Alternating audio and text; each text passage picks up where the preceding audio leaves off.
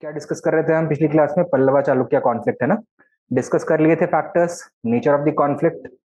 हाँ, लिखवाना है उसको। तो हेडिंग दे दो, पल्लवा चालुक्य कॉन्फ्लिक्ट लिखो। It is a classic example, it is a classic example of an ancient Indian dynastic struggle.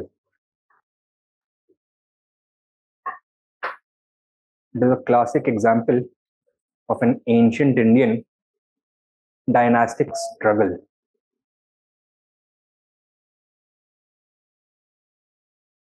In what sense is it a classic example? Sub point में लिखो।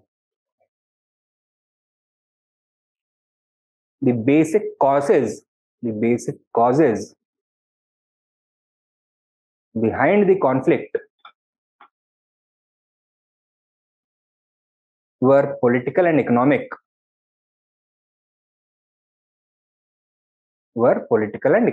तो material factors थे, ठीक है? Were political and economic, but the conflict is disguised as a religious and dynastic struggle.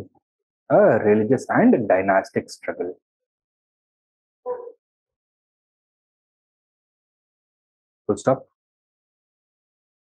Next main point. The basic material factors behind the conflict include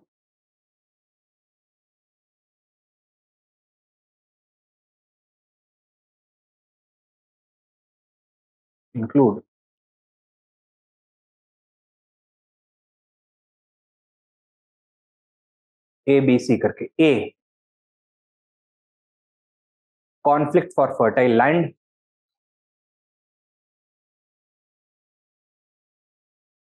that is कौन से regions? Krishna Godavari delta and Raichur Doab, that is KG delta and Raichur Doab. B, resource struggle or power struggle,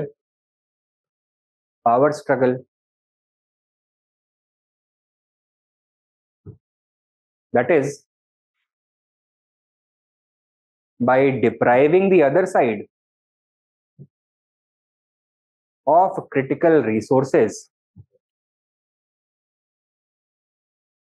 both powers were seeking to, by depriving the other side of critical resources, comma, both sides were seeking to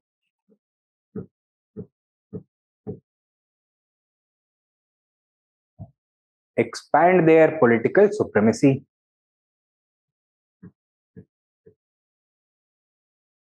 And C,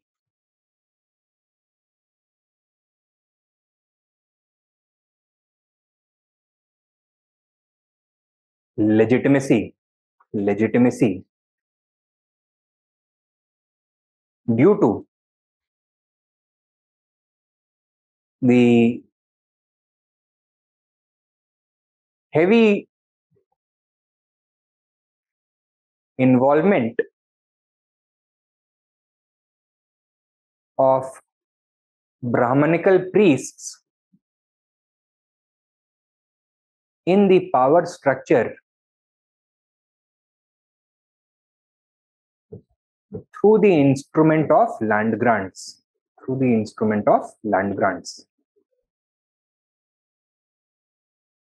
ये association clear है ना? ये और elaboration में बताएं। Clear है? ठीक है। Next main point, however, the Pallava-Chalukya conflict superficially appears to be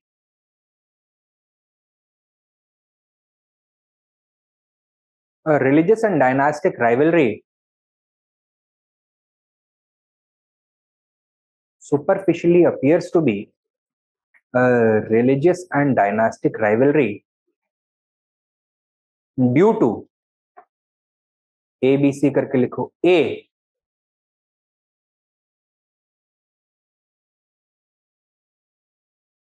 the strong religious identity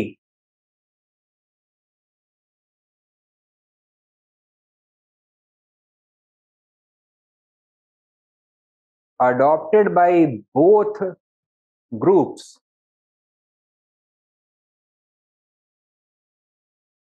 and their role as patrons and protectors of this identity, of this identity.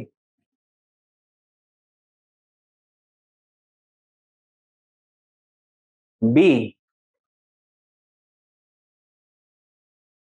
the inherent militancy of Tamil Bhakti, the inherent militancy of Tamil Bhakti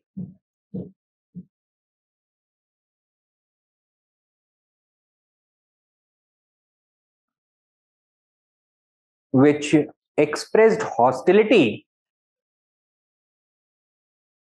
towards all different cults.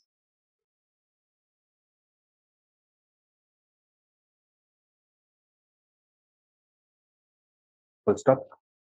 Next, C, the long history of conflict with continuously shifting fortunes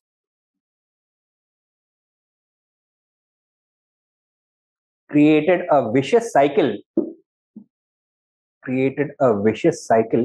long history of conflict with constantly shifting fortunes created a vicious cycle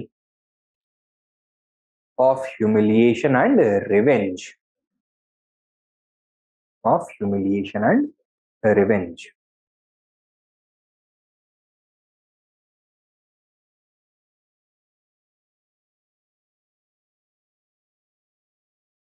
ठीक है?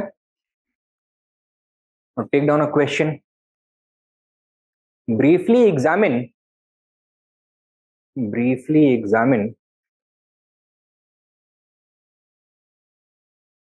the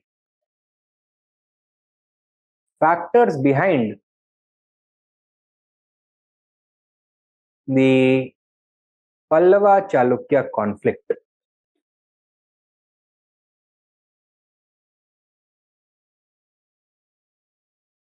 Was it, full stop, was it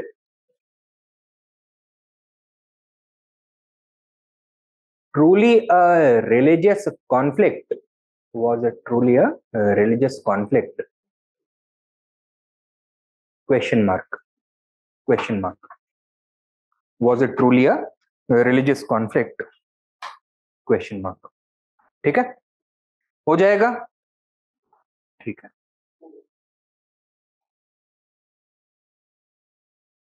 Truly religious conflict nahi hai, because while religion may have played a role, it was not the primary driving force behind the conflict. Primary driving force kya tha? Material factors. Religion was playing the role of only being the galvanizing force which was used by rulers of both sides in order to justify the continuation of this conflict. Okay?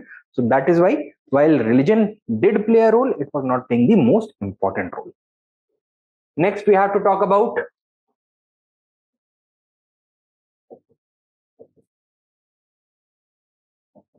administration under the Pallavas and Chalukyas. Likho. The Pallavas and Chalukyas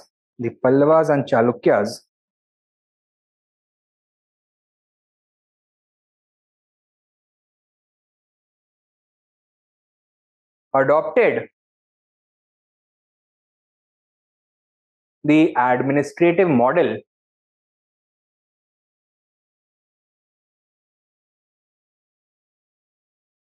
of the Guptas,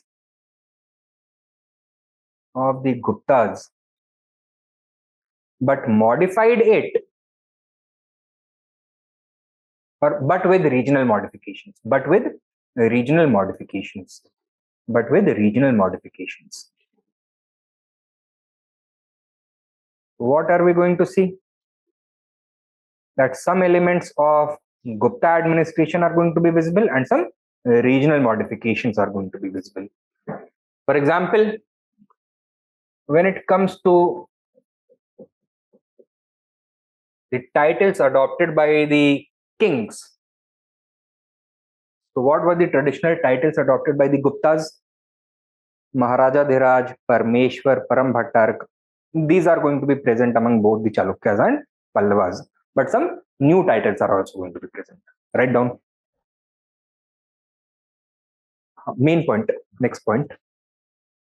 We can give the subheading over here, titles. इसके नीचे लिख सकते हो. Pallavas and Chalukyas adopted traditional Gupta titles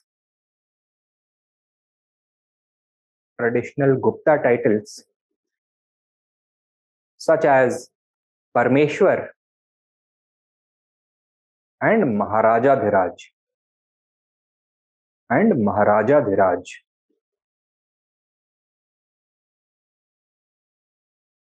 Full stop.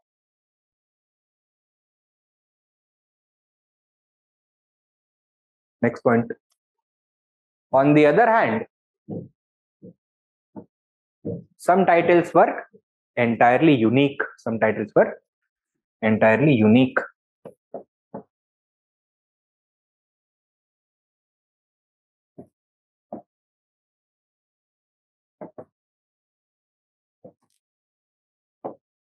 Such as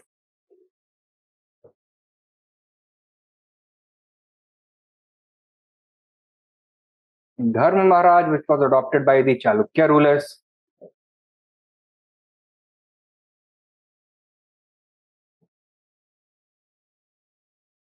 Agnistoma,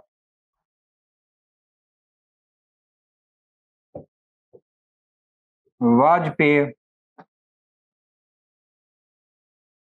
and Ashwamedhi, that was adopted by the Pallava rulers.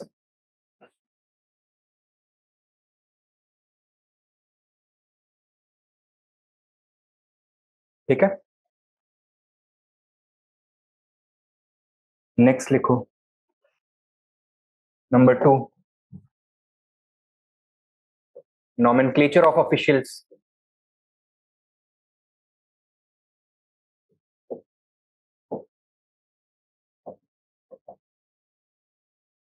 Nomenclature of officials. Write down. Pallava and Chalukya inscriptions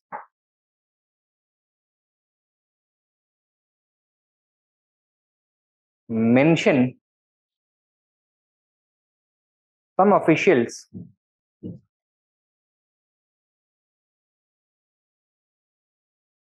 with the same title as those of Gupta officials.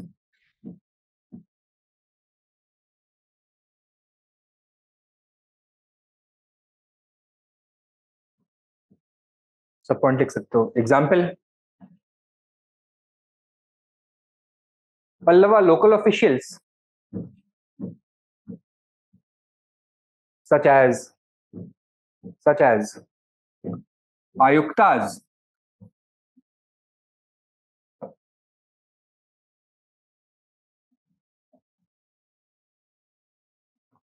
Rashtrikas, and Deshadhikas are mentioned.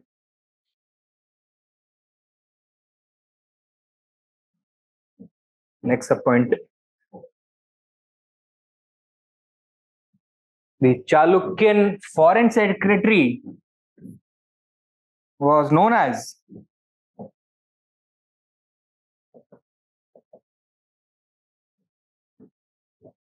Sandhi Vigrahaka. Gupta provincial officials were also known by similar titles, and the Gupta foreign secretary was the Mahasandhi Vigrahaka, right? So similar conventions were used, but कुछ unique officials भी होंगे, unique names भी होंगे. Next point. On the other hand,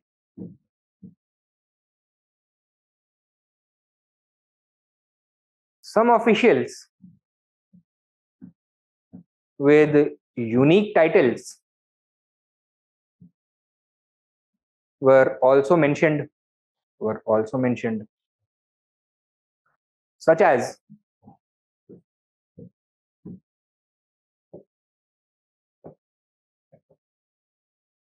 Golmikas under the Pallavas and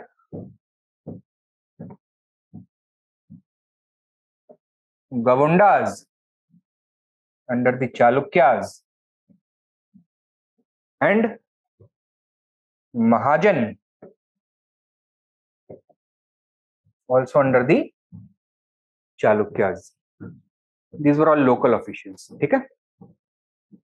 In the line above, you can write some local officials, unique local officials have also been mentioned, such as Golmikas, the Pallavas, and Gavundas and Mahajans of the Chalukyas. Now, number 3.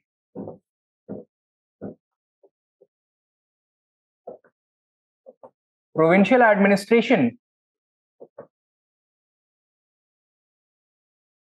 of the Pallavas and Chalukyas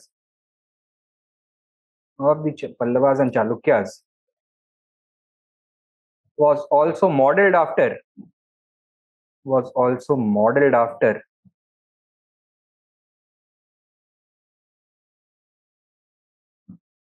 the Guptas.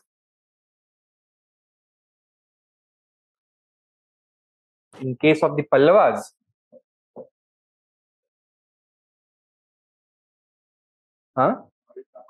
the Guptas. Write down. In case of the Pallavas,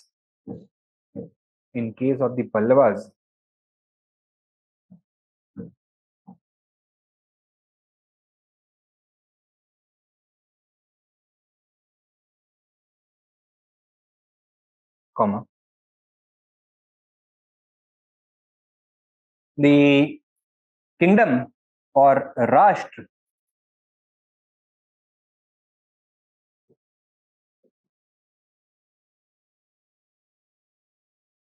was divided into provinces known as mandalams.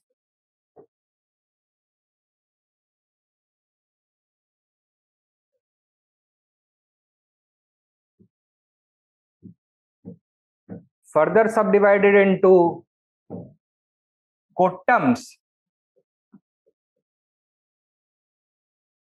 or districts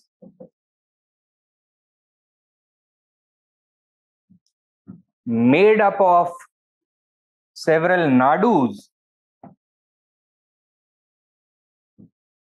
or groups of villages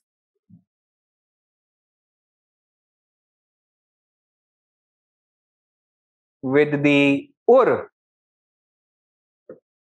or village being the lowest unit of administration.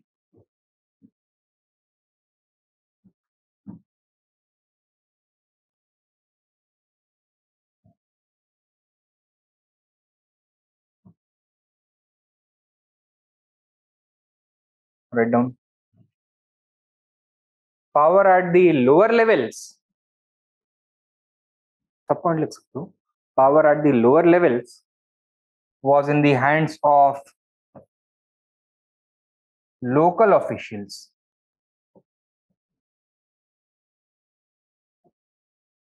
while at the province and district level, it was in the hands of royal officials.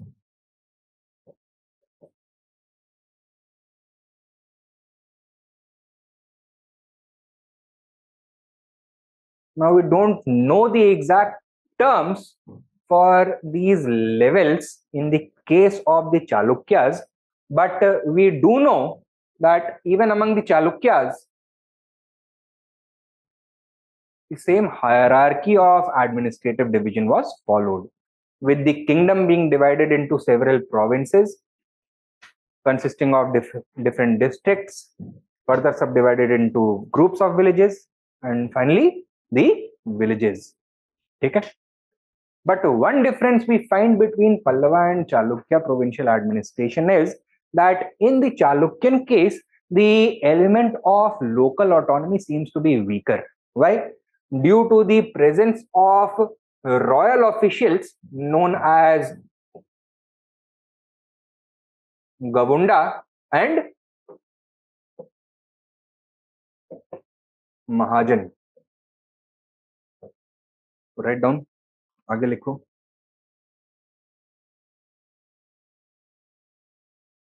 Detailed information regarding Chalukyan provincial administration. Detailed information regarding Chalukyan provincial administration is unavailable.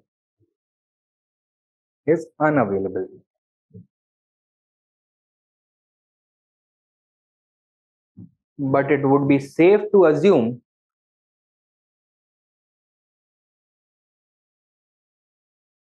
that it followed a similar hierarchy as the Pallavas. Full stop. Next point. As the Pallavas. Next point. However, local autonomy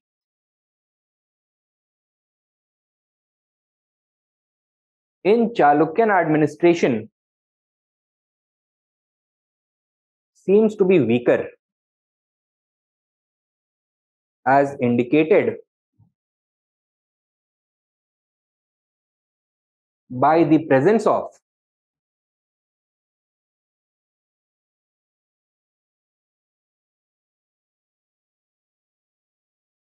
royal appointees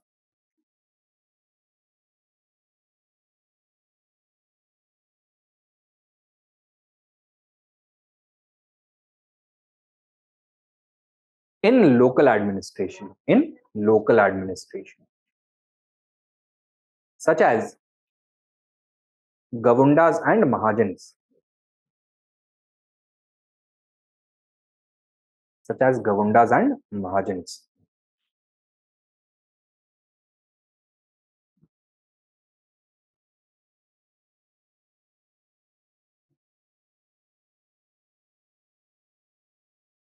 ठीक है.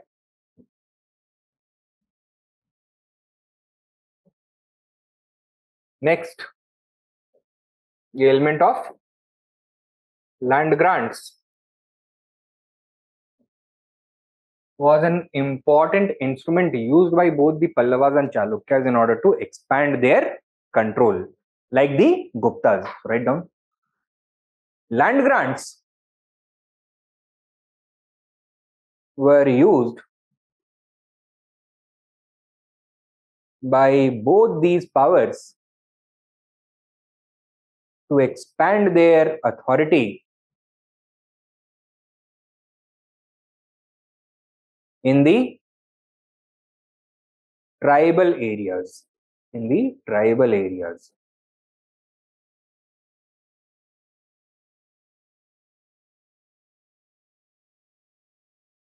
ठीक है. But यहाँ पे एक difference है. क्या? In the case of the Pallavas,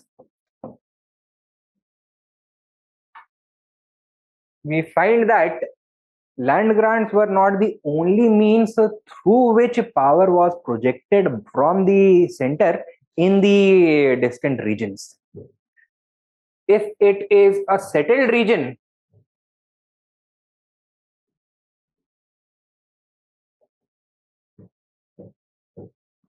the Pallava rulers would rely upon the local chiefs or local officials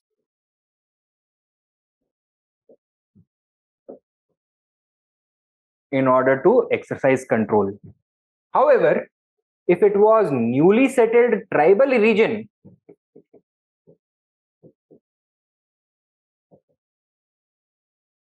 where the possibility of a revolt would be highest, तो यहाँ पे local officials काम करेंगे? नहीं. Over here, military control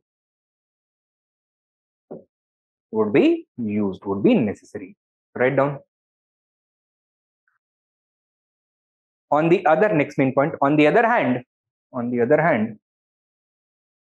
the Pallava rural policy operated parallelly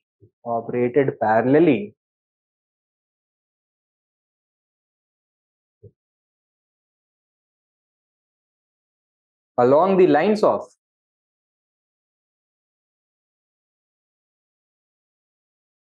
local civilian governance in settled areas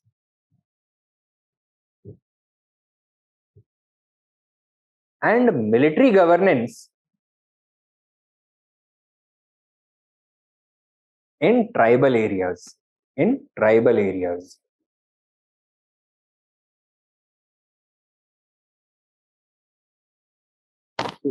We have earlier mentioned an official known as Golmekana. Who was he? He was the military official in charge of supervising a newly incorporated tribal territory. He was assigned a large parcel of land in that region, and he was also given the power and supplied horses to maintain a large garrison. ठीक है, so 50-60 घुड़सवारी अपने पास हमेशा maintain करता था. Clear? This piece of information you can add further. Sub point लिखो. The Golmika was in fact a military official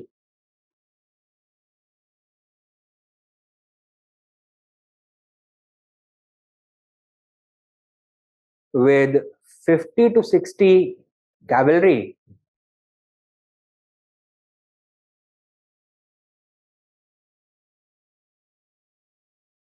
and special powers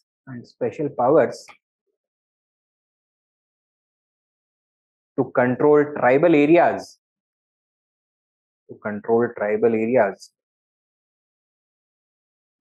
by assigning a portion of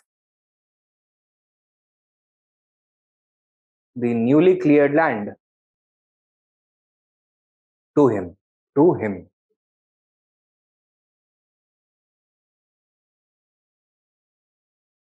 ठीक है? And finally, number 5.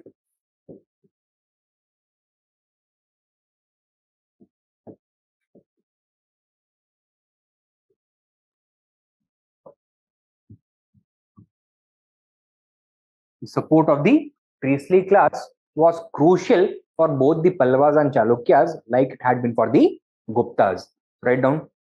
Like the Guptas,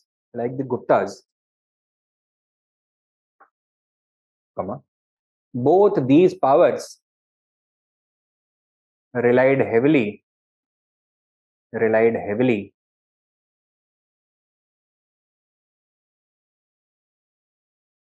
on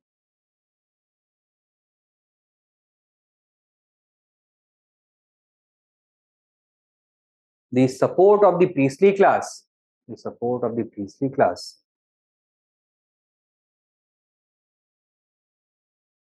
and reciprocated through the medium of land grants. Two types of land grants were made towards the priestly class. One that was made directly to the priest, that is Brahmadeya. The other that was made to temples, that is Devdan. Land grants including both Brahmadeya and Devdan grants.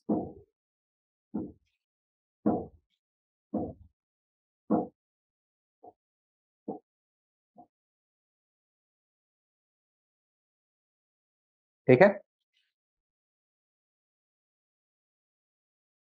Now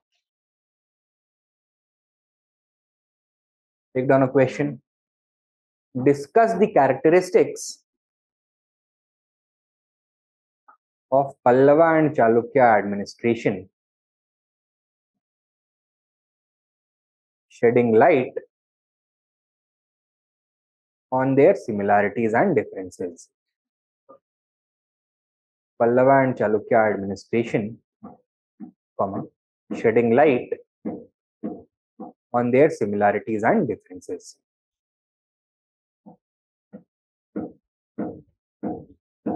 Shedding light on their similarities and differences.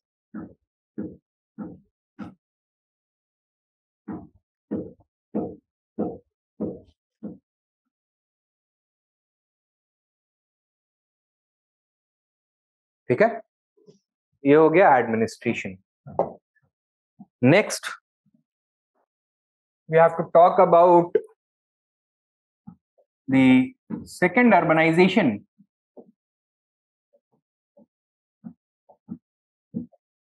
of the Deep South.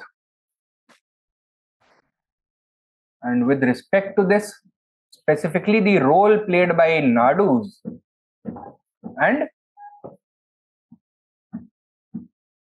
Nagarams in facilitating second urbanization. Now, first urbanization of the Deep South had taken place during the Sangam age.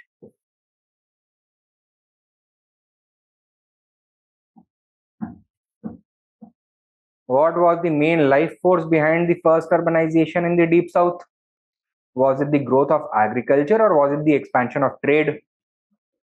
Expansion of trade, especially foreign trade. This was the period of flourishing Indo-Roman trade. So it was facilitated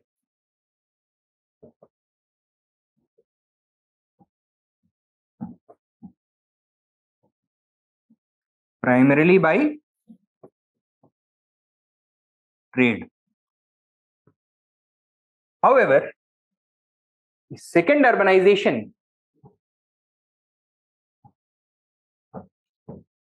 while it emerged fully in a full-fledged manner under the imperial Cholas from the 9th to the 12th century, it began in the 6th century under the Pallavas.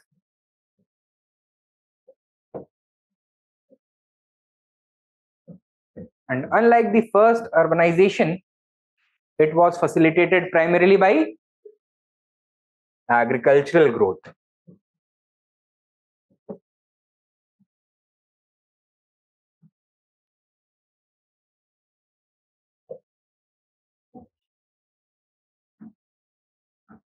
And in this process, the most important role would be played by three interconnected institutions. That is,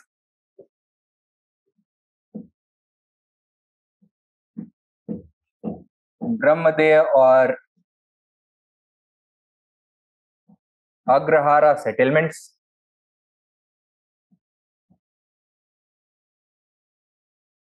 Nadus, and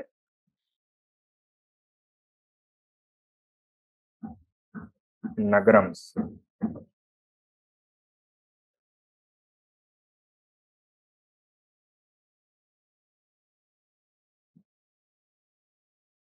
What were the Nadus? These were units of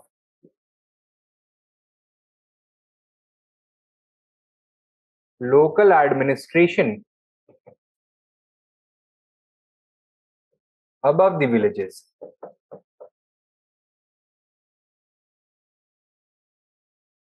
ठीक है?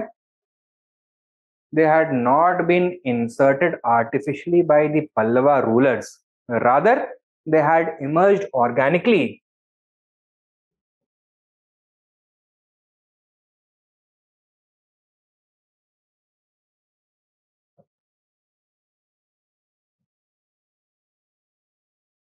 from the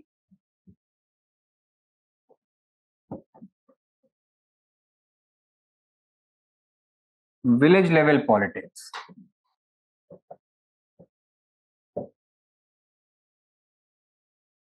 Now, in each village, there would be a large number of small peasants, a large number of agricultural laborers without any land of their own, but a very small number of large landowners known as villalars.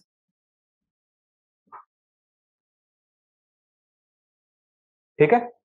Now, the villalars of all these villages are ultimately going to create their own council. क्या होगा ये? दी नाडू. ये क्या है? पुर है. ठीक है. Power at the Nadu level is in the hands of the local village level elite, that is the large landowners. And during the Pallava age, their wealth, is it expanding or is it shrinking? Expanding due to the growth of agriculture. Power was in the hands of the landed elite,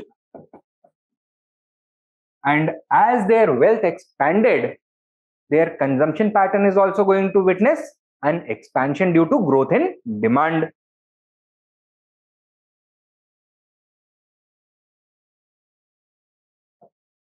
Demand is going to increase. Are they going to be able to acquire all the things that they need at the Nadu level or at the village level? No, some things from outside are going to be required as well. तो यहाँ पे किसका entry होगा? Nagarams ka. To fulfill this demand, Nagarams emerged. What were these? Corporate bodies of traders and merchants. Right? तो जैसे कि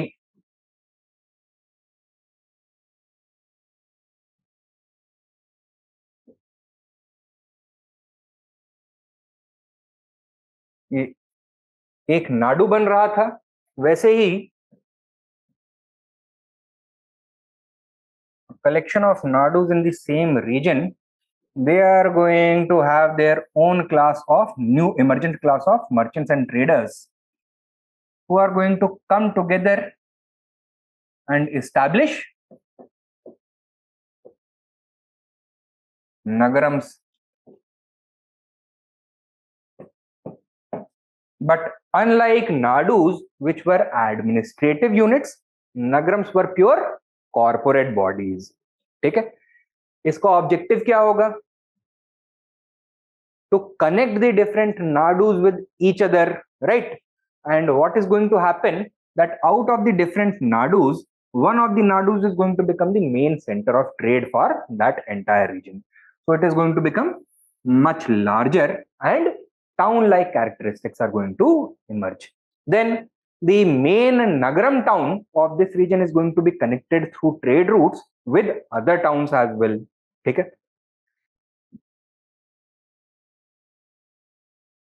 And some nadus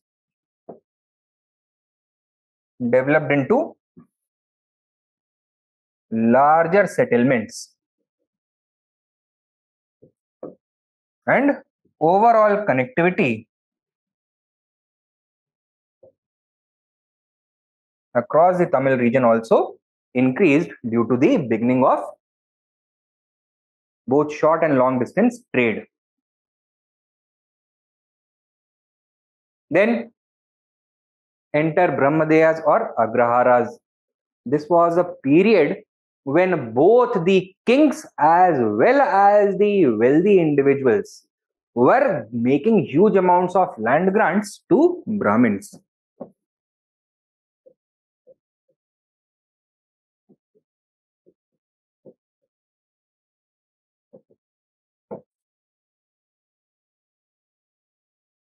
Okay? What was the result? Further expansion of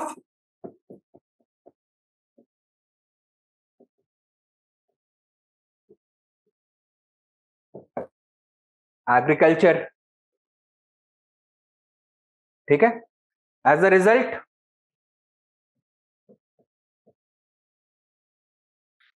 demand is going to increase further.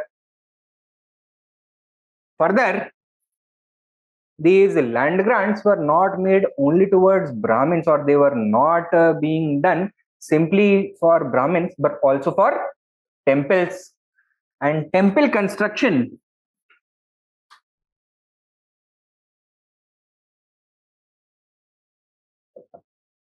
became an important activity during this period. Okay, it was seen as an act of piety to construct a temple. Along with temples, the institution of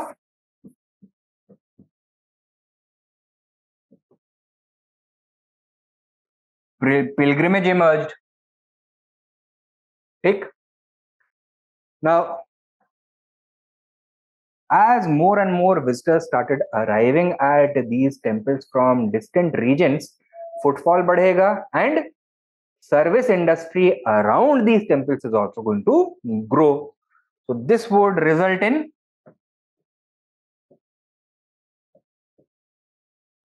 urbanization. Further, owing to the emerging religious beliefs, another act of piety was promoted. Kya? The construction and maintenance of water tanks or reservoirs. Okay? That was also promoted as an act of piety. What will be the result of this? The expansion of agriculture once again, which would result in the rising of demand. And overall impact kya hoga iska? These Brahmadeya settlements are also going to be connected with the nearby Nagaram towns, nearby Nadus, through the growing trade network. Due to pilgrimage, the different trade routes are going to become well connected and the volume of trade is also going to increase.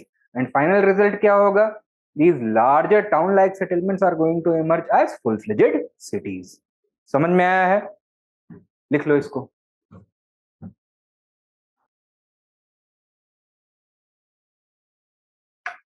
Write down. What is the heading that you have given? Second urbanization in the deep south, है ना? Write down. The first urbanization of the deep south. The first urbanization of the deep south was facilitated by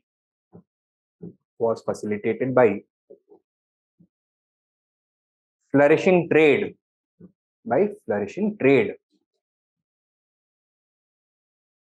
Full stop. On the other hand, flourishing trade. Full stop. On the other hand, comma, the second urbanization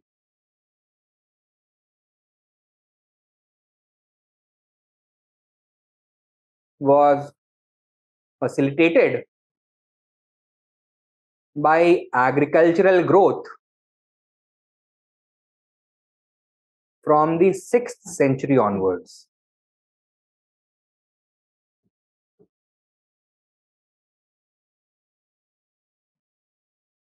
Full stop. Three important institutions. Next point. Three important institutions played a critical role in this process. क्या क्या है? That is Brahmadeya and Agrahara settlements, Nadus, and तीसरा Nagarams.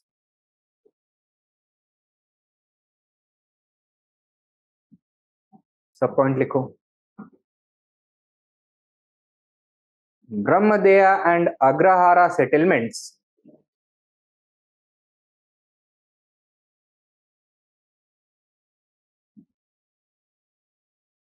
consisted of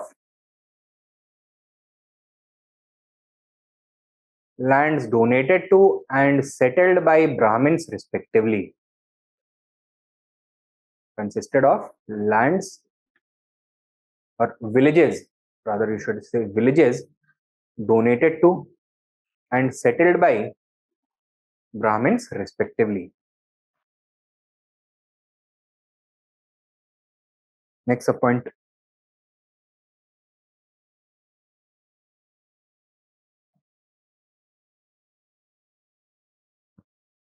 Villages dominated by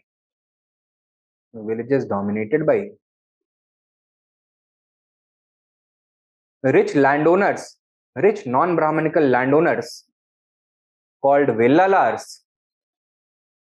Rich non-Brahmanical landowners called villalars were known as Ur.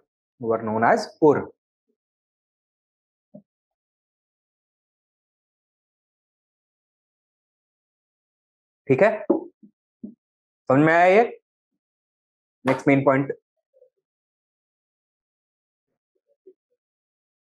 Village dominated by non-Brahmanical large landowners known as villalars or called villalars were known as Ur. तो जो dominant group थे non Brahmins के लैंडओनर्स, दे were known as विल्लालार. और ऐसे villages को बोलते क्या थे? उर बोलते थे. Clear? Next main point. The Nadu was an administrative unit immediately above the villages.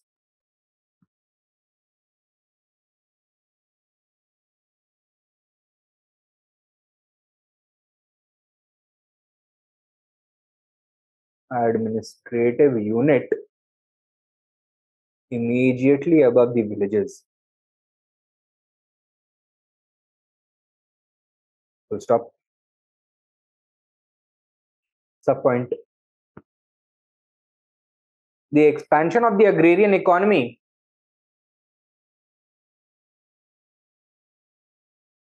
resulted in the concentration of wealth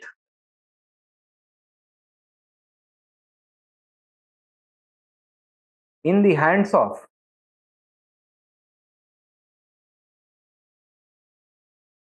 landowning Brahmins and villalars.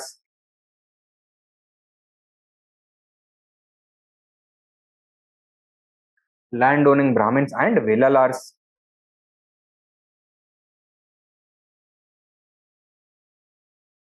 Resulting in enhanced demand for manufactured goods. Resulting in enhanced demand for manufactured goods. Full stop. Next point. Next main point. This demand could not always be fulfilled locally.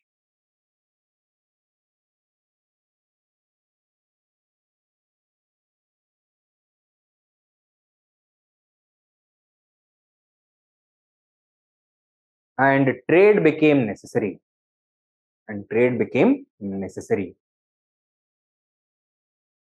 Full stop. With this,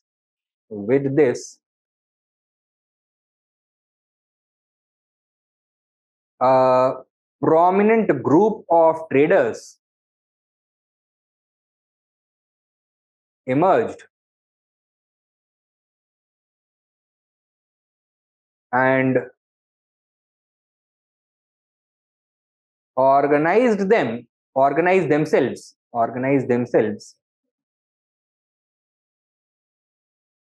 into a local corporate body known as Nagaram.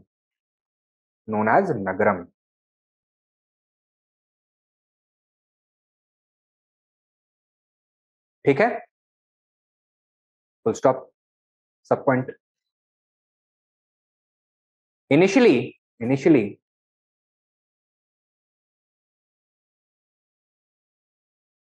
neighboring nadus were connected with each other,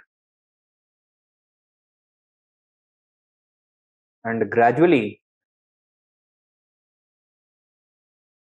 with the development of trade routes, inter-regional connectivity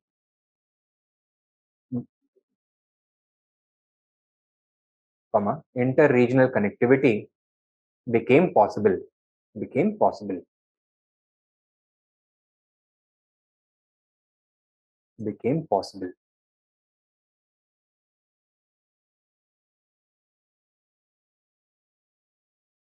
ठीक है, next sub point.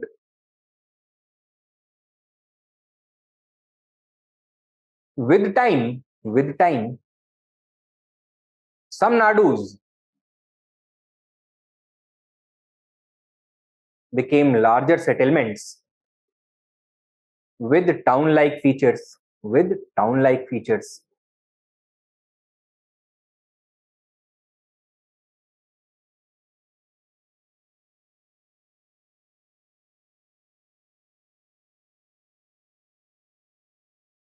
And became connected with far-flung regions.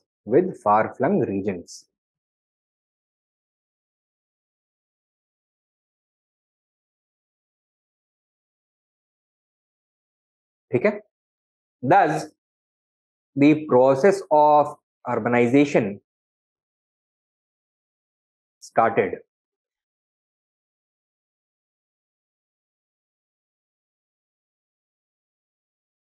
Clear? Next main point लिखो. Religion played a major role in facilitating urbanization.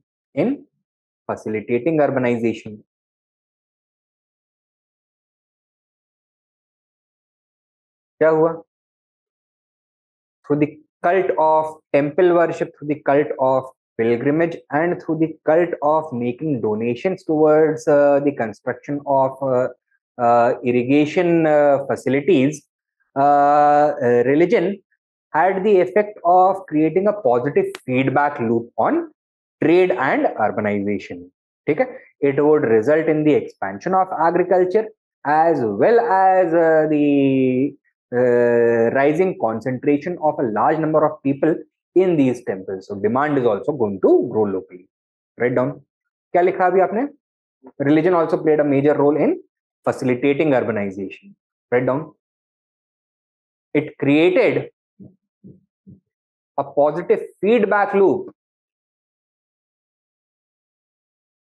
through the cult of temples, pilgrimage, cult of temples, pilgrimage, and the association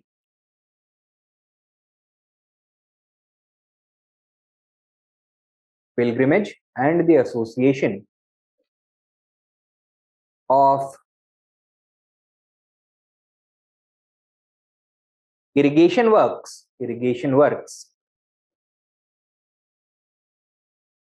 with what? With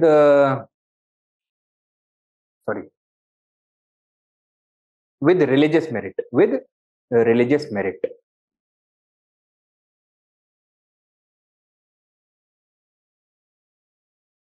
ठीक है, ये हो गया process of second urbanisation. Economic processes that were going on, we have covered. And lastly, we have to talk about art and culture. Art and culture. Is any significant activity going to be visible? Yes, write down. The Pallavas and Chalukyas. The Pallavas and Chalukyas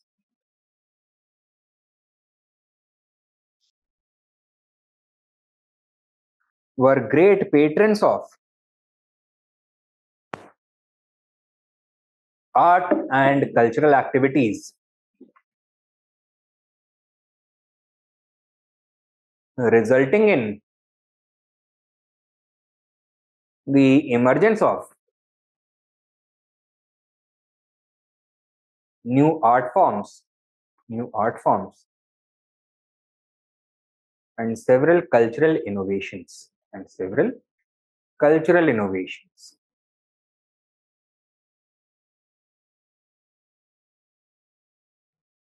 ठीक है? How did they facilitate the growth of art and culture? Were they narrow-minded in their religious outlook or broad-minded? Broad-minded, tolerant. They tolerated all religions while they were both supporters of Brahmanism and followers of Brahmanism. They never discriminated against Buddhism or Jainism. So they heavily patronized all these religions and the art forms associated with them. Write down. The artistic diversity. Next main point. Number 1, the artistic diversity exhibited by them was a function of their religious tolerance.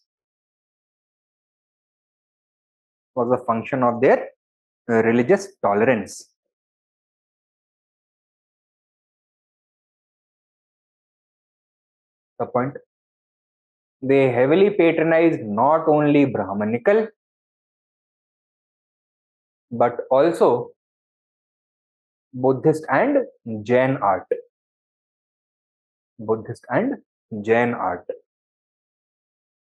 Not only Brahmanical but also Buddhist and Jain art.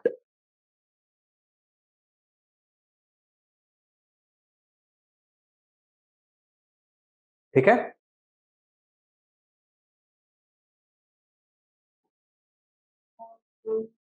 Next main point. Number 2, education and learning, or education and literature.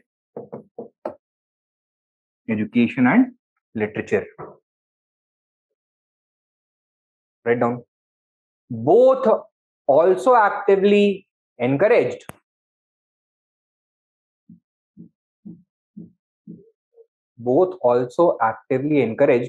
education.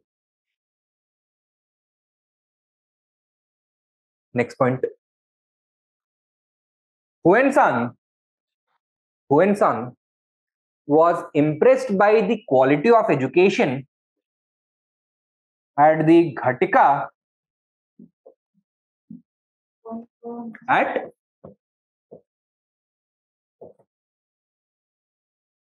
Kanchipuram.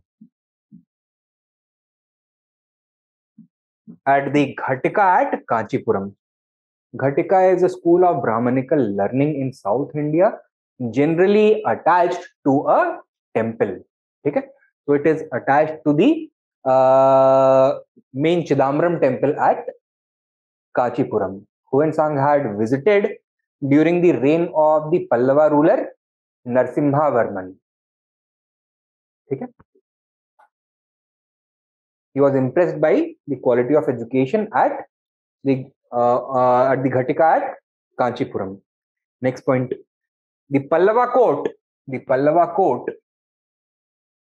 was also adorned by great scholars such as Dandin and Bhairavi. Dandin and Bhairavi. Both of them were prominent Sanskrit scholars. Okay? Dandin wrote the Kavya Darsa,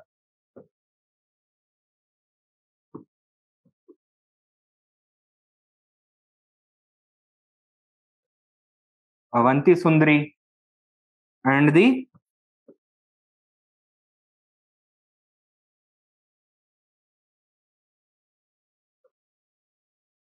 Das Kumar Charita.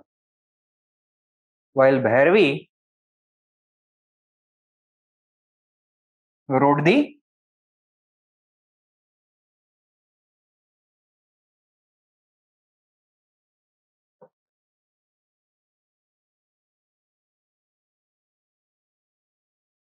Kirtararjuniam.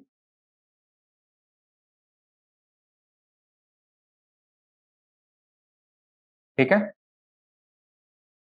Next main point. Likewise,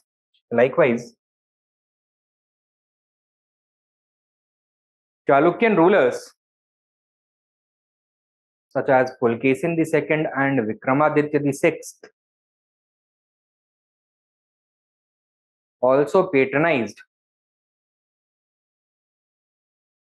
Vikramaditya VI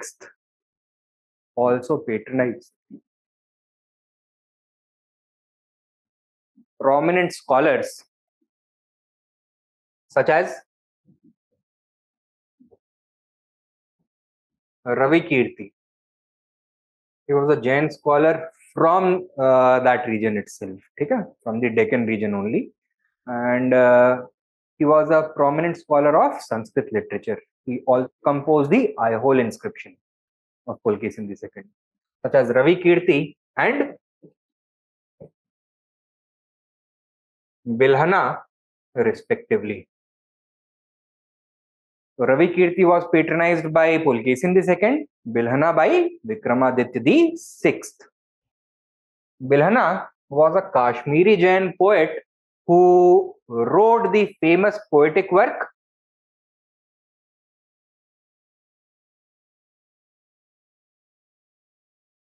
Chaur Panchashika, and also a eulogistic account of the achievements of his patron known as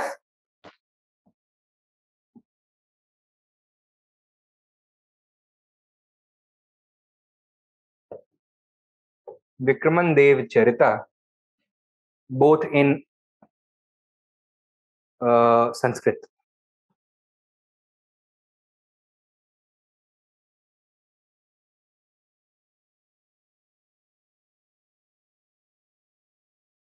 ठीक है.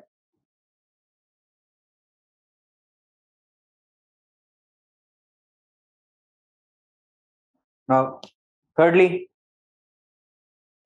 when it comes to architecture,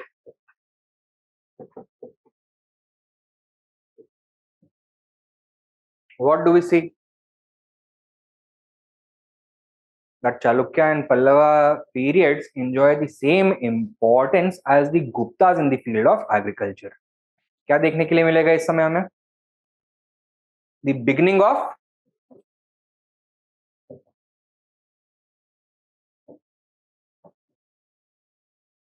temple construction or temple architecture.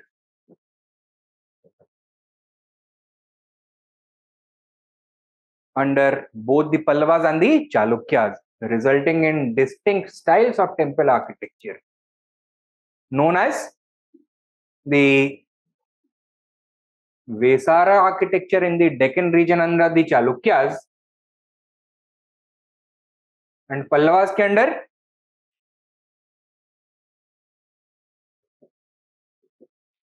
Dravidian art,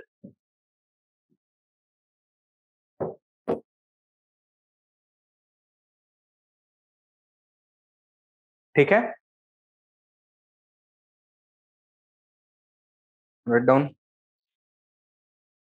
temple architecture, temple architecture emerged for the first time, emerged for the first time during this phase, during this phase.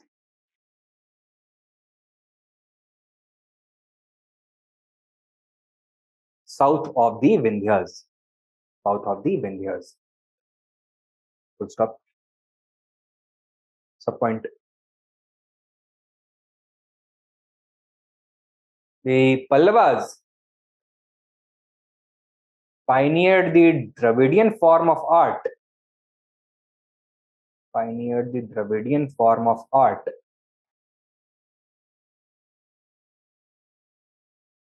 which was wholly indigenous, which was wholly indigenous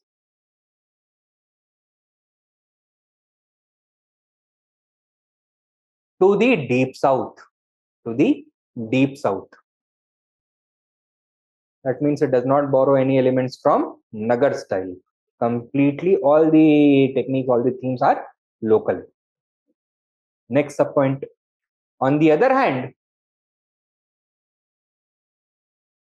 comma, the Chalukyas were pioneers of Vesara art,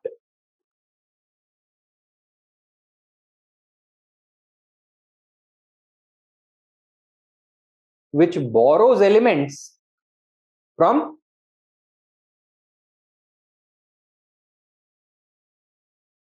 which style? Nagar or Dravidian? From both. Okay? On the other hand, the Chalukyas were pioneers of Vesara art, which borrows elements from both Nagar and Dravidian art.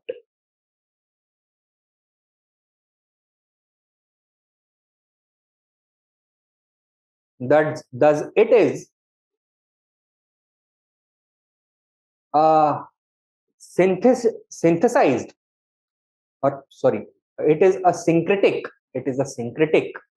art form. It is a syncretic art form.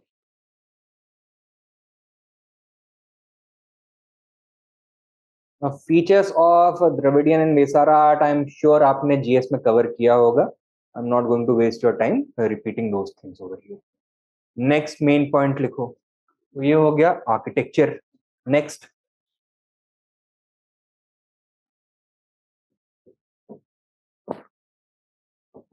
Painting and sculpture.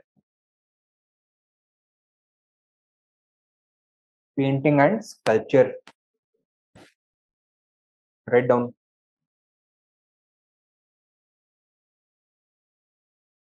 The Pallavas and Chalukyas also patronized painting and sculpture as what? As independent art forms or as part of temple art? As part of temple art. As part of temple art.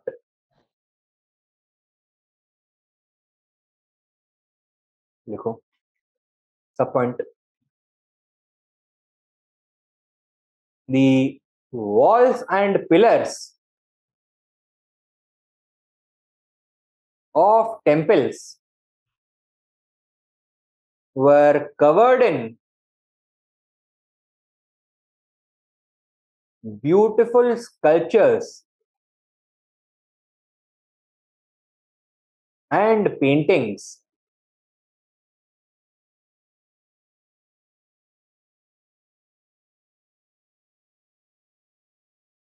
full stop. Paintings कहां से derive होते थे? From the local legends or from the Puranic legends, Puranic stories. Write down. Paintings were derived either from local legends or Puranic stories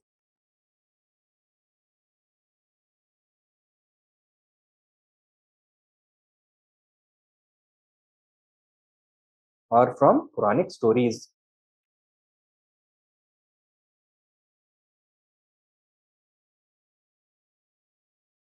Next point. Sculptures were either in the form of geometric projections,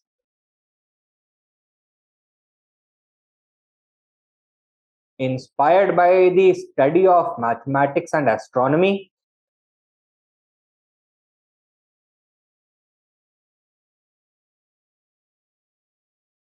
inspired by the study of mathematics and astronomy,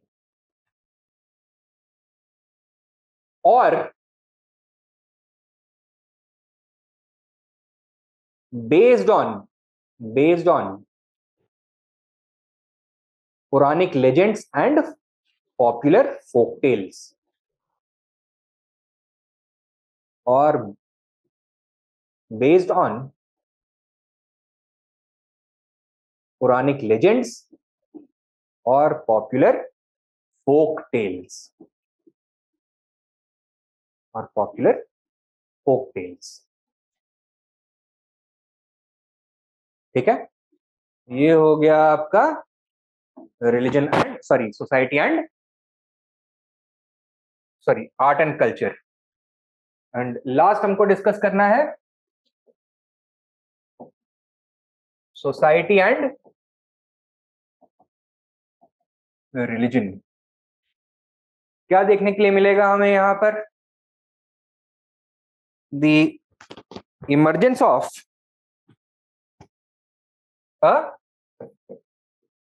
new Tamil identity, which was in part shaped by the assimilation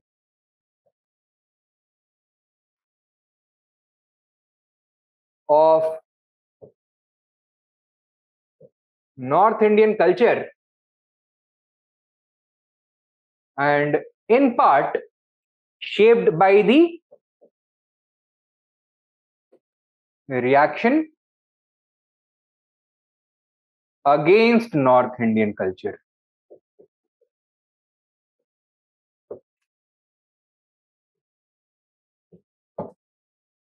And this process is best exemplified by conducting a study of the emergence of Tamil Bhakti and its evolution. ठीक है? Now, Tamil Bhakti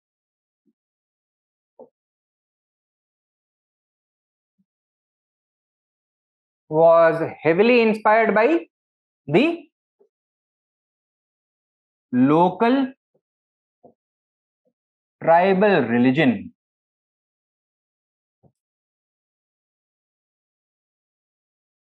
characterized by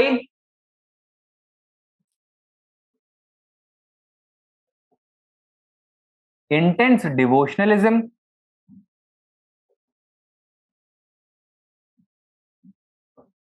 expressed through idol worship, construction of shrines, and propitiating the gods or trying to appease the gods through ecstatic song and dance. Okay? So the same elements of tribal religion are going to be present in Tamil Bhakti as well. Okay? However, it also borrowed some elements from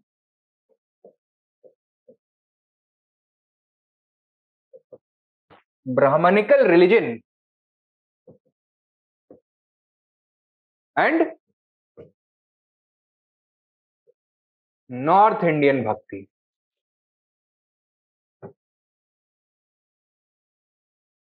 Namely,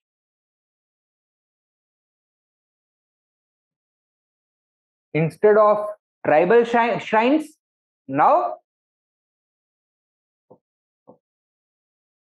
royal temples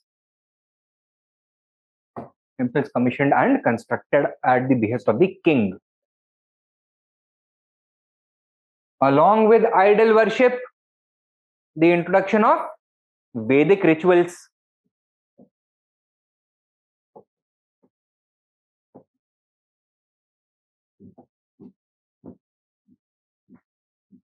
And finally, along with this, the assimilation of local gods in the pantheon of northern gods. So, the spread of Vaishnavism, Shaivism, and Shaktism in the Tamil region. ठीक है. Now, ये जो royal cult है, is this going to have a harmonious relation with the popular cult? No, they are going to be both hostile to each other. Then how come both of them got merged together? That is the process of evolution. So initially, Tamil Bhakti had this characteristic.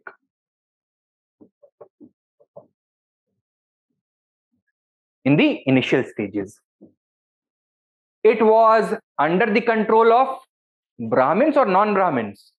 Non-Brahmin poet saints.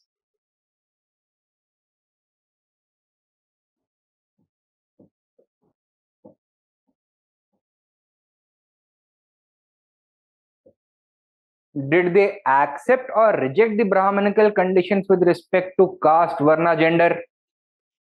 Rejected. Not only rejected, but violated them openly by accepting disciples from all backgrounds.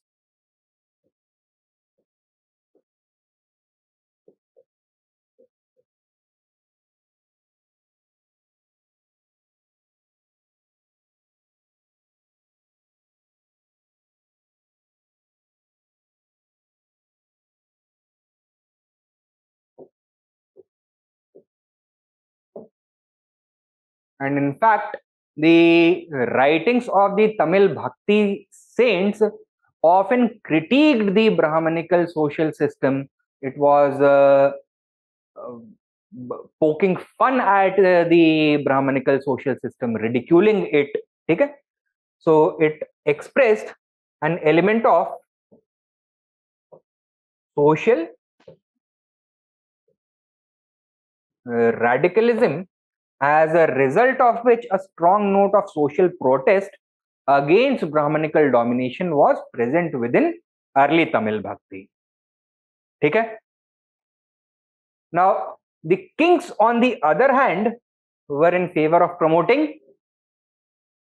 Brahmanical Bhakti. Why? Because they were dependent upon the Brahmins. They wanted to use the Brahmins in order to gain legitimacy and ideological control, right? Therefore, the Brahmins came up with a new strategy. क्या? कि tribal God's को अपने God's में incorporate कर लेना है, tribal legends को संगम literature के थ्रू पॉपुलर मेमोरी में इन्फ्यूज कर देना है, and we are going to use Vedic rituals in royally constructed temples where our rights are going to be given primacy and protected in order to create a vertical division of society. Through the performance of Vedic rituals, different tribal groups are going to be assigned specific social rank. They are going to be given different castes. किसी को high caste दिया जाएगा, किसी को low caste दिया जाएगा. And is the king going to assist the Brahmins in doing this? Is he going to offer them support and protection? Yes, because उसके फायदे में है ये. it would reduce social conflict, improve social integration, and ensure that the tax paying base remains obedient. Okay, so the society could be vertically and horizontally integrated into the revenue machinery. Clear? Sure. Now,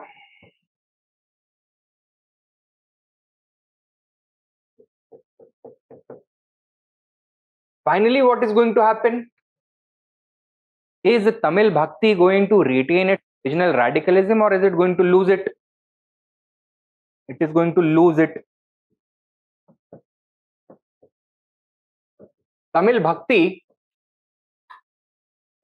which originally was promoted or spread in Tamil through the popularization of devotional song and dance, devotional poems, now it would be transformed into a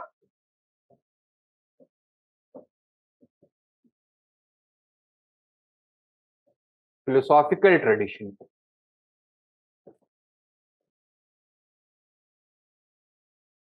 The Tamil Bhakti saints are going to be replaced by Acharyas, Vaishnava and Shaiva Acharyas. ठीक है, तो जो तमिल भक्ति saints थे they called themselves Nayanars और अलवार्स. जो शैवाइट bhakti saints थे they were Nayanars and Vaishnavite bhakti saints were Alvars. They were replaced by acharyas who expressed philosophical justifications or philosophical they gave philosophical reasons of why bhakti should be followed, right? And किस language में, तमिल में या संस्कृत में? संस्कृत में. So bhakti in the Tamil region was enveloped in high philosophy, and the medium of discourse was also not the popular medium, rather it was the language of the classes. ठीक है, and ये जितने भी आचार्यस थे, while most of the nayanars and alvars came from non-Brahmin backgrounds, acharyas were all invariably Brahmins. ठीक है, and what is their attitude towards women and the lower varnas going to be? The same as the nayanars and alvars or different?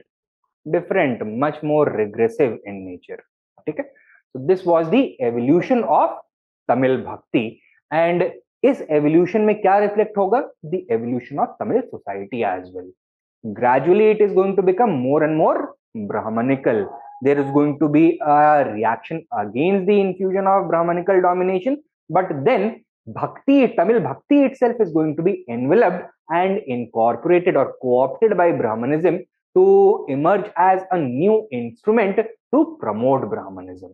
Okay? With that, the position of the lower varnas, lower caste is going to decline. The position or freedom of the women is going to decline as well. ठीक, लिख लो इसको, write down.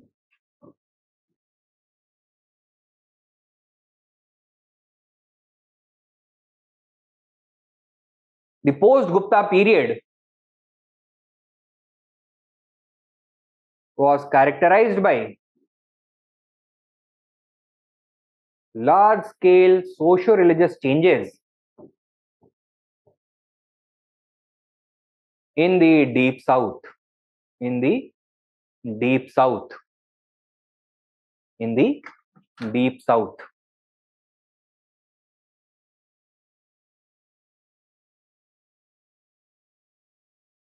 Full stop. The spread of northern culture and the reaction against it gave rise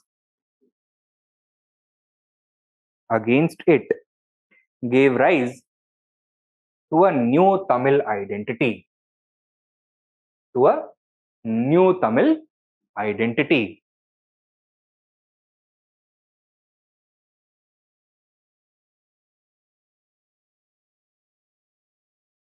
Full stop.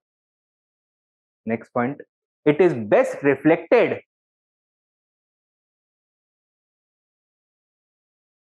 in the emergence and evolution of Tamil Bhakti. Tamil Bhakti. Full stop. Next point. Early Tamil Bhakti. Early Tamil Bhakti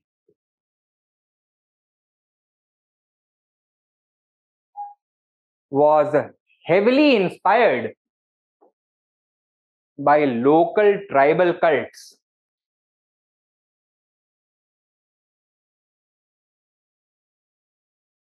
characterized by A, B, C, D. A. Intense devotionalism. B. Idol worship. C. Construction of shrines. And D.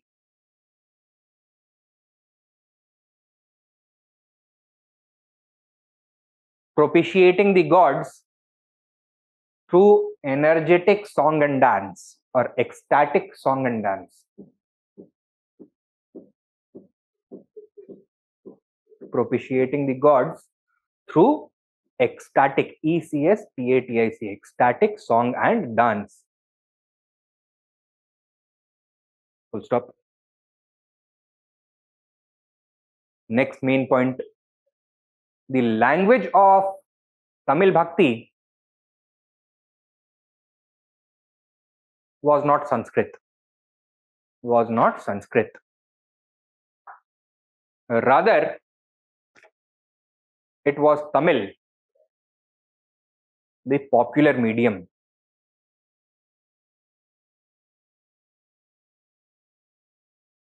Full stop. The medium, next point, the medium of expressing devotion was not philosophical or abstract.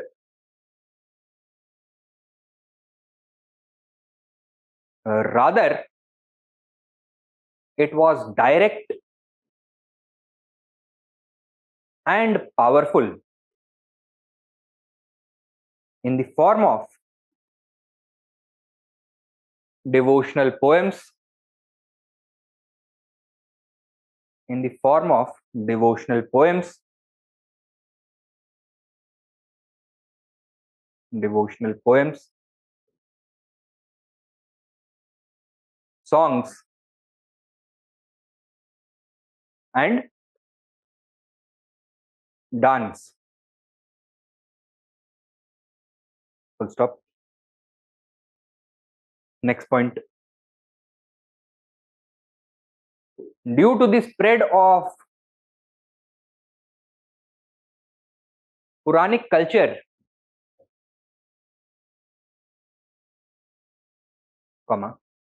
Vaishnavism and Shaivism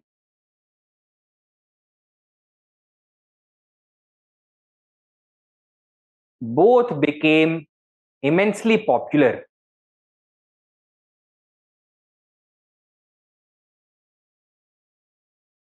and were spread with missionary zeal.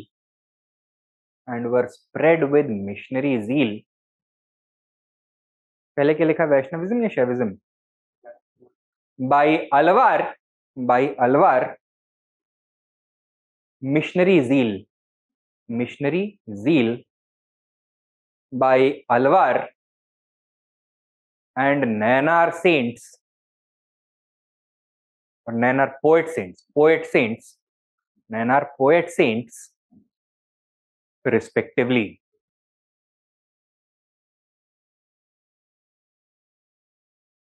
ठीक है, next main point लिखो. Most Alvars and Nayanars were non-Brahmin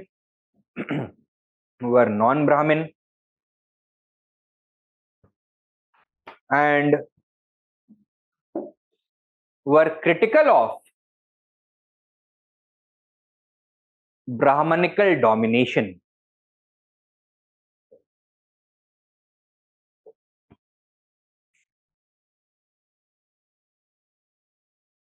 They openly violated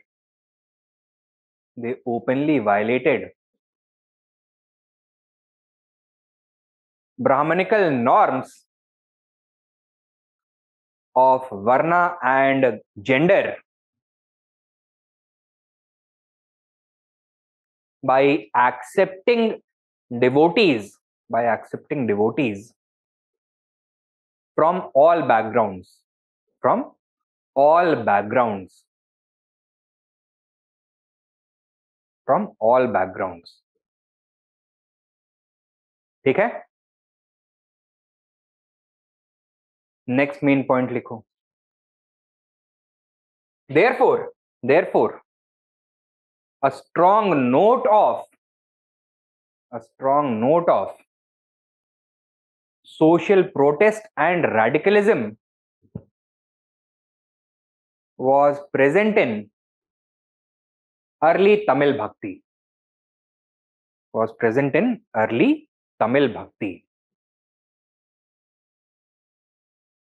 Social protest or radicalism is a recipe for harmony or conflict. Right? तो किसी के against ही protest हो सकता है, radicalism किसी एस्टैब्लिश प्रैक्टिस के अगेंस्ट ही हो सकता है. Next point, this was resulting in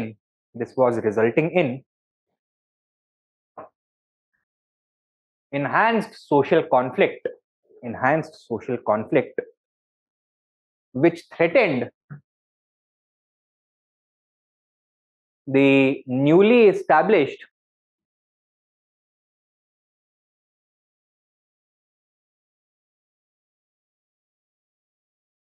Pallava state,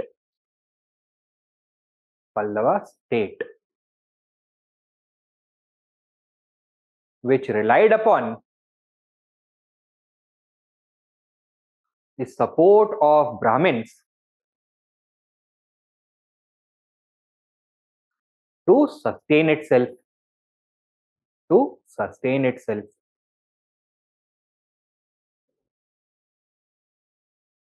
Full stop. Thus gradually,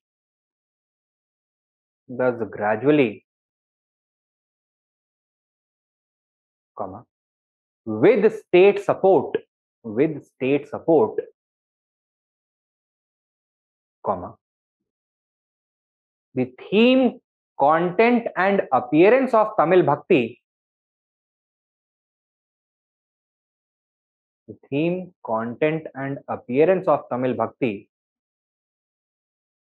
was modified to suit the needs of the state and Brahmins.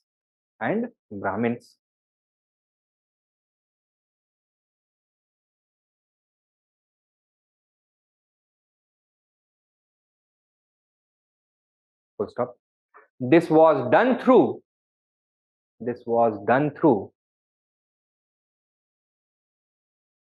A,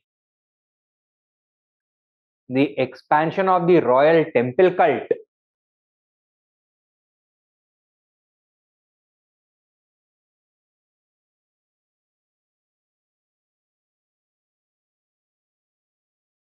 through land grants of the royal temple cult. Through land grants.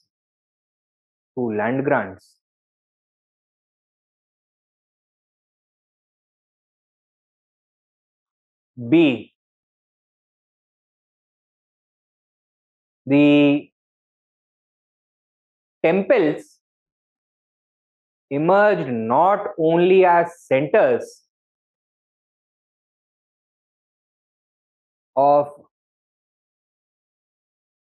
Brahmanical religion but also ritualized worship.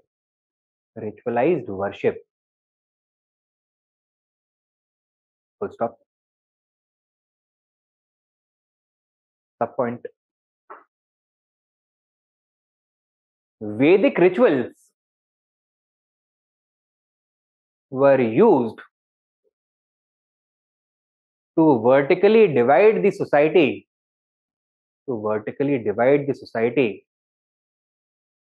into different varnas, into different castes, right?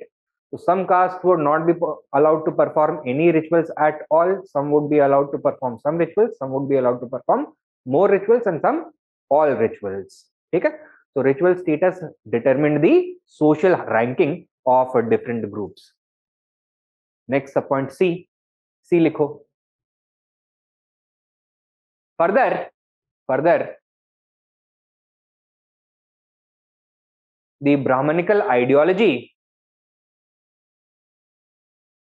and worldview was projected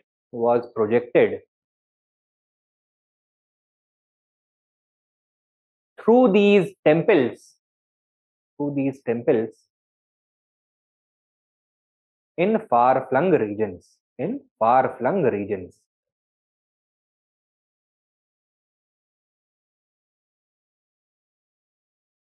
D.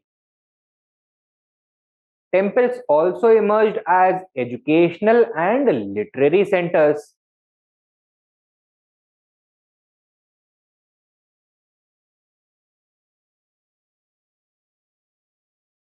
As educational and literary centers, where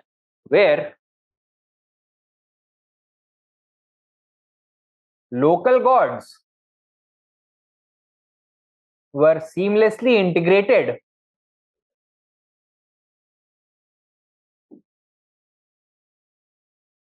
with northern gods.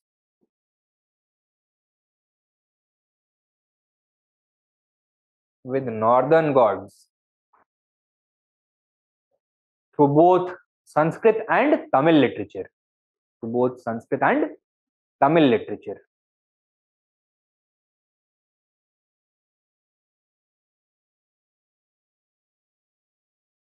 Sangam age किस period को बोलते हैं? 3rd century BC to 3rd century AD, right? However, not all the Sangam literature belongs to that period exclusively. Some portions were added later. For example, the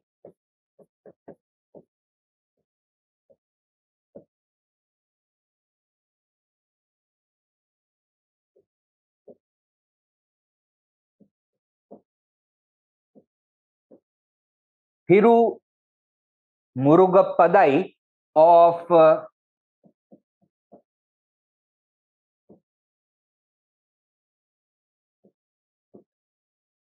Kakainar. Right? Now, this is part of Pathine Melkanakku. याद है ये? The 18 great anthologies. Right? However, it was not actually created during the Sangam age. It revolves around the figure of a local god, Murugan, who in this work has been shown as an incarnation of Skand, the god of war, or Kartikeya, another name for Skand. Okay? So very cleverly, the northern gods have been inserted into the local Tamil literature as well. Sangam literature में उनको insert कर दिया गया, thus giving more authenticity and more authority to not only these northern gods but the entire philosophical and cultural stream that is associated with them, that is Brahmanism. अभी क्या लिखा है आपने?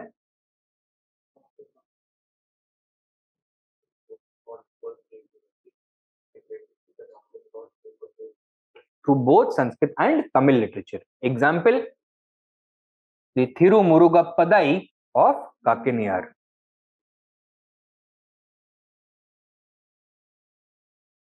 Of Kakiniyar. Thirumurugappadai of Kakiniyar.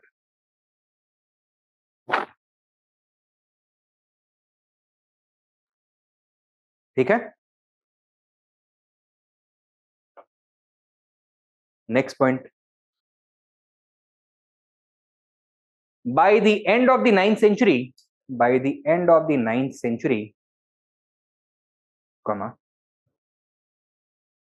Tamil Bhakti had been completely co-opted into Brahmanism.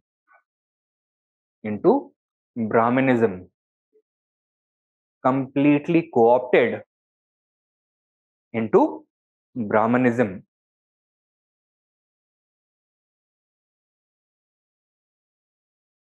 And finally, in the 10th century, it stopped being a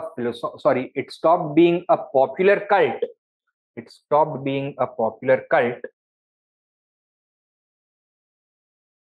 And was transformed into a philosophical tradition under Brahmin Acharyas,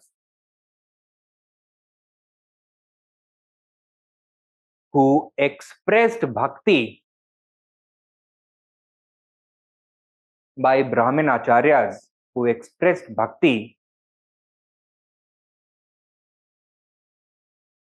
in abstract philosophical terms using Sanskrit. So the distance between bhakti and bhakt, is that going to be reduced or increased? That is going to be increased further. So more the gap, more the space for the intermediation of priestly class. ठीक है, उनको जो local people हैं, जो non Brahmins हैं, they are not going to be able to grasp these concepts. भाई किस चीज के बारे में बात करें? पहले तो लैंग्वेज अलग है, दूसरी बात जो फिलॉसफी है वो इतना हाई फ्लूटिंग है कि वो समझ में नहीं आएगा. तो भगवान के लिए गाना गाना, मंदिर जाना, ये तो समझ में आता है, that this is the mark of devotion. But talking about things such as atma, paramatma, relationship between them, मोक्ष कैसे मिलेगा, क्या क्या करना पड़ता है, क्या नहीं करना पड़ता है, पहले तो बताओ कि मोक्ष होता क्या है, राइट? तो वही समझाना मुश्किल हो जाता है, एंड वो समझाने की कोशिश भी नहीं कर रहे थे. They were discussing all these things in Sanskrit. So an aura of mysticism was created around the entire institution of religion itself, and this was deliberately done in order to increase the distance between the common people and the elites, the priestly class. And ये जो process शुरू हुआ है Pallava as में, it would reach its culmination during the Chola period. ठीक है, तो क्या लिखा है आपने अभी? Philosophical terms in Sanskrit. Thus, full stop, thus bhakti stopped being, or thus Tamil bhakti stopped being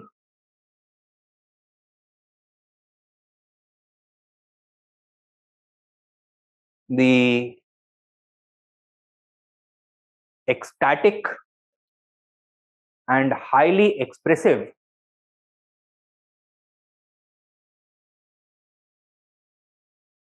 popular religion of the early age.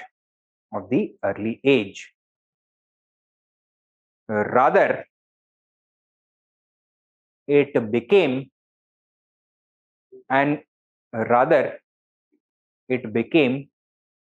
an instrument of Brahmanical domination.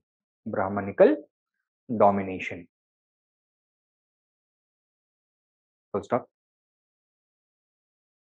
Next point, main point. Tamil society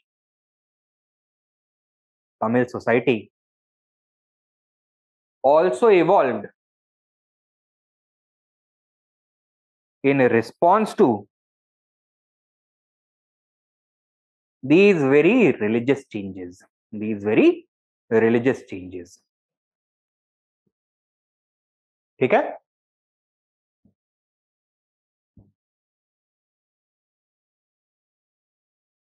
So with this we have completed our discussion of the Pallavas and Chalukyas.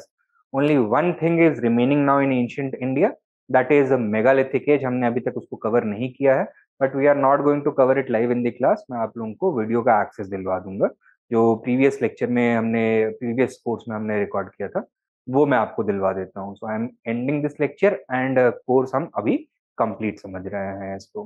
ठीक है? Any doubts? नहीं? चलिए then, thank you for your time.